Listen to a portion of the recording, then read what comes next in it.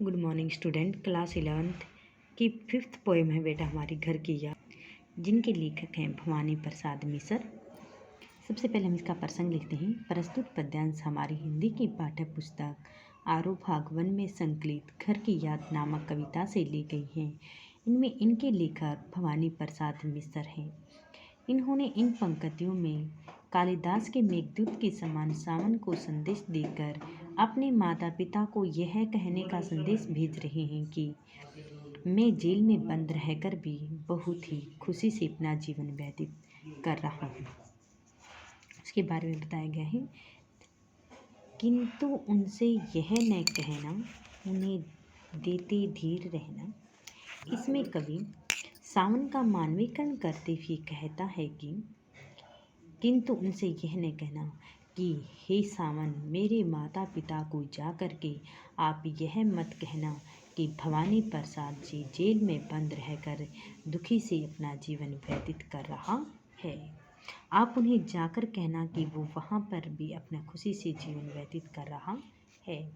उन्हें देते धीर रहना और मेरे माता पिता को धैर्य प्रदान करते रहना, उन्हें धीर बंधाते रहना।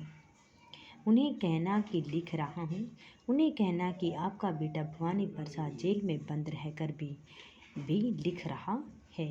उन्हें कहना कि पढ़ रहा हूँ और ये भी बताना कि आपका बेटा वहाँ जेल में रह कर के पढ़ भी रहा है, पाठन कार्य भी कर रहा है। काम करता हूँ कि कहना, और उन्हें कहना कि मैं निरंतर कार्य करने में लगा रहता हूँ। नाम करता हूँ कि कहना कि मैं पढ़ लिख कर के एक बड़ा महान व्यक्ति बनना चाहता हूँ और मैं उन्हीं के नाम को, और मैं वहाँ पर रहकर अपने माता पिता के नाम को भी रोशन करना चाहता हूँ। चाहते हैं लोग कहना, यहाँ के सभी लोग मुझे बहुत अधिक चाहते हैं, मुझसे बहुत अधिक प्यार प्रेम करते हैं। मत करो कुछ शोक कहना, और सभी लोग मुझे अच्छा व्यवहार करते हैं। हे सावन, तुम उनसे जाकर कहना कि मैं दूर होने पर दुख न करें। मैं कुशलतापूर्वक ही अपना जीवन व्यतीत कर रहा हूँ। आप कभी यहाँ पर रहकर कभी भी दुख मत सोचना। इसके बारे में यदि आता है इन पंक्तियों का काव्य सौंदर्य स्पष्ट कीजिए या विशेष, तो क्या लिखना है काव्य सुंदर में? कवि ने इसमें सावन के संदेश को भेजकर अपने माता पिता को अपना कुशल समाचार कहने के लिए कहता है। सेकंड पॉइंट लिखना है इनकी भाषा सहज व सरल है। थर्ड, इसमें अनुप्रास मानवीकरण अलंकारों का प्रयोग किया गया है। कालिदास को मेघदूत परंपरा का निर्वाह किया गया है। खड़ी बोली है, भाषा सहज सरल है,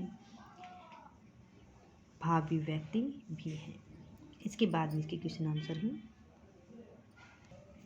जैसे इसमें आता हमारा फर्स्ट प्रश्न आता है, कवि और कविता का नाम बताइए। कवि का नाम क्या है इसमें? भवानी प्रसाद मिसर।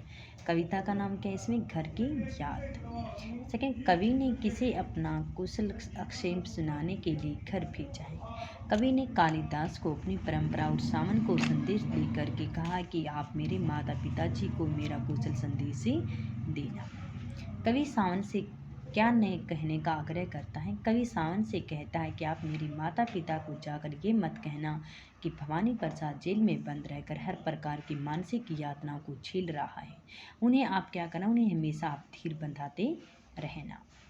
कवि कौन सी बातें कर अपने दर्द को छिपाने की कोशिश करता है? कवि सावन से कहता है कि कह देना कि मैं जेल में बंद रहकर भी आपका बेटा वहाँ लिख रहा है, पढ़ रहा है और निरंतर कार्य करने में हमेशा व्यस्त रहता है, और वह पढ़ लिख कर एक दिन आपका नाम रोशन भी करेगा। आदि वाक्यों का इसके बारे में बताना। अवतरण में किस परंपरा का निर्वाह किया गया? मेघदूत की परंपरा का निर्वाह किया गया है। काव्य सुंदर भी बताया गया था आपको। बोलते हैं, और कहना मस्त हूँ मैं, काटने में व्यस्त हूँ मैं, वजन 70 शेर मेरा, भोजन ढेर मेरा। इन पंक्तियों में भी इसके कवि भवानी प्रसाद मिसर जी ने यानी कि सावन को ही संबोधित करते हुए कह रहा है कि और कहना मस्त हूँ मैं, कि हे सावन को संबोधित करते हुए कह रहा है कि आप मेरे माता पिता जी से जाकर यह कहना कि मैं जेल में बंद रहकर भी मस्ती से अपना जीवन यापन कर रहा हूँ। काटने में व्यस्त हूँ मैं, और मैं एक महात्मा गांधी की तरह हमेशा चरखा चलाने में, सूत काटने में व्यस्त रहता हूँ, निरंतर कार्य करता रहता हूँ। वजन 70 शेर मेरा और भोजन ढेर मेरा। और यहाँ पर यानी कि मुझे इतना अधिक भोजन मिलता है, इतना अधिक खाता हूँ कि मेरा वजन भी 70 किलो हो चुका है। कूदता हूँ, खेलता हूँ, और मैं सारा दिन मौज मस्ती में कूदता और खेलता रहता हूँ। अच्छी प्रकार से खुशी खुशी से अपना जीवन व्यतीत कर रहा हूँ। दुख हट के झेलता हूँ, और सभी प्रकार के दुख दर्दों से मैं हमेशा दूर रहता हूँ।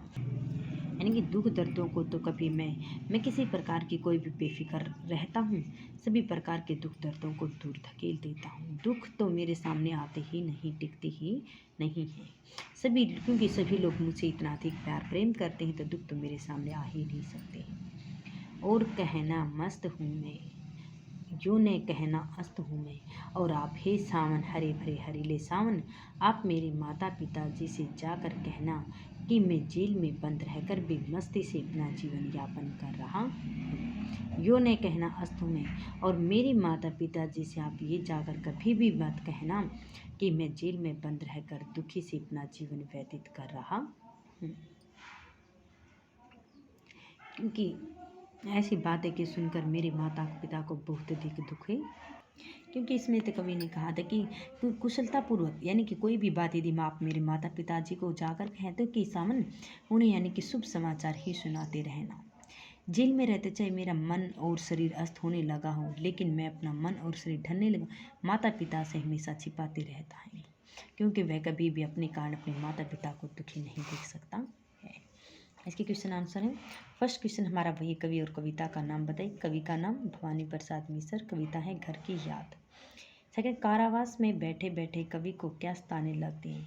कारावास में बैठे बैठे कवि को अपने प्रियजनों की याद सताने लगती है। उनकी याद आती है अपने माता पिता की, भाई बहन की।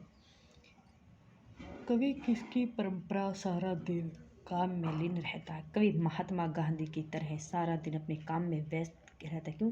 जिस प्रकार से महात्मा गांधी अपने चरखे से सूत काटने में हमेशा लीन रहते थे, व्यस्त रहते थे, उसी प्रकार से जेल में रहकर भी मैं हमेशा महात्मा गांधी की तरह सूत काटने में व्यस्त रहता हूँ। कवि सावन से अपने स्वास्थ्य के बारे में क्या कहता है। कवि सावन से कहता है कि वह जेल में ढेर सारा भोजन करता है, और उससे ढेर सारा भोजन करने से उसका वजन भी बढ़ चुका है। उसका वजन भी 70 किलो हो चुका है, और वह हमेशा खेलता कूदता रहता है। कवि अपने माता पिता से क्या छिपाना चाहता है। जेल में मिलने वह मानसिकता के कारण वह कभी भी ये नहीं बताना चाहता कि मेरे कारण मेरे माता पिताजी को भी दुख, कि यहाँ जेल में बंद रहकर मैं किस प्रकार से मानसिक और शारीरिक कष्टों को भोग रहा हूँ। वह अपने माता पिता को ये चीज़ नहीं बताना चाहता है। अवतरण में निहित काव्य सौंदर्य को स्पष्ट कीजिए। इसमें क्या करता है, इसमें इसके कवि भवानी प्रसाद मिश्र जो अपनी वास्तविकता को छिपाना चाहते हैं, वह अपने माता पिता के सामने इसका उजागर नहीं करना चाहते हैं। कालिदास के मेघदूत परंपरा का वर्णन किया गया है। खड़ी बोली है, भाषा सहज व सरल है, तत्सम तद्भव शब्दों का प्रयोग भी किया गया है, प्रसाद गुण है इसमें, अनुप्रास माने कण आदि अलंकार है। ये व्याख्या हैं। ये दो व्याख्याओं के क्वेश्चन आंसर और बताए थे। इसमें से ऑप्शन टाइप क्वेश्चन भी हमारे आ सकते हैं कि भवानी प्रसाद मिश्र का जन्म कब हुआ था। 1913 ईस्वी में हुआ था। कहाँ पे हुआ था? मध्य प्रदेश राज्य के होशंगाबाद के टिगरिया नामक गांव में हुआ था। और देहांत इनका कब हुआ था? 1985 ईस्वी में इनका देहांत हो गया था। यदि आता है हिंदी साहित्य के योगदान में, साहित्य अकादमी मध्य प्रदेश शासनकाल शिखर आदि पुरस्कारों से भी इसे सम्मानित किया गया था।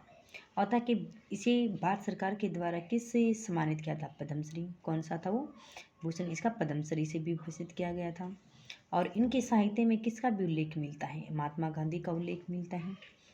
भारत छोड़ो आंदोलन के समय अत्यधिक योगदान इन्होंने दिया गया था, और इसके कारण कई बार इसको जेल भी जाना पड़ा था, क्योंकि उन्होंने ये कहा था कि हमारी जो परंपराएं होती हैं, इनकी परंपराएं, लेकिन उन परंपराओं को इससे पीछे नहीं हट सकते हैं, इसलिए ये अनेक 2 या 3 बार इनको जेल भी जाना पड़ा था। योगदान कब हुआ था? 1942 से 45 ईस्वी में इनका एक योगदान है। इन्होंने सामाजिक पत्र पत्रिकाओं का भी इन्होंने संपादन किया था। अनेक इन्होंने रचनाएं भी लिखी थी। आती है कि इनकी गिद्दू खंदेरी, पंचास्ती, बुनी हुई रस्सी आदि किस लेखक की रचना है? ऐसे भी आ सकता है, तो उसमें हमें बताना कि भवानी प्रसाद मिश्र की रचना है। ठीक है। इनकी कथनी करती बहुत सी समन्वय है। परिम सत्य, अहिंसा, करुणा आदि के अभिव्यक्ति का वर्णन भी मिलता है। इसमें प्रकृति का वर्णन भी किया गया है। तो इसमें से हमारे जीवन परिचय में से ऑप्शन टाइप क्वेश्चन भी आ सकते हैं, ये याद करते हैं। Right plus learn.